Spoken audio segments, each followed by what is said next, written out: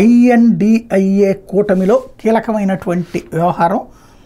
మొన్నటిదాకా రాహుల్ గాంధీని ప్రధాని కాకుండా అడ్డుపడింది కేజ్రీవాల్, ప్రధాని అభ్యర్థిగా ప్రకటించకుండా అడ్డుపడింది కేజ్రీవాల్, మమతా బెనర్జీ.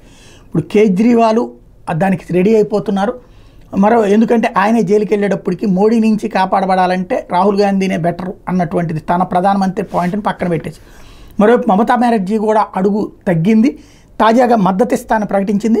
కాంగ్రెస్తో సీట్ల ఒప్పందంలో విభేదాలు రావడంతో ఇండియా కూటమిలో చేరేందుకు ససేమిరా అన్న తృణమూల్ కాంగ్రెస్ నేత్రి మమతా బెనర్జీ కాస్త మెత్తబడ్డారు. సార్వత్రిక ఎన్నికల్లో ఇండియా కూటమి విజయం సాధిస్తే తాము బయట నుంచి మద్దతిస్తామని స్పష్టం చేశారు. ఐఎన్డీఏ కూటమికి నాయకత్వం అందిస్తాం, బయట నుంచి అవసరమైన అన్ని విధాలుగా సహాయపడతాం, కేంద్రంలో ప్రభుత్వాన్ని ఏర్పాటు చేస్తాం. అప్పుడు బెంగాల్లోని మా తల్లులు అక్కా చెల్లెళ్ళకి ఇలాంటి సమస్యలు ఎదురుకాకుండా ఉంటాయి.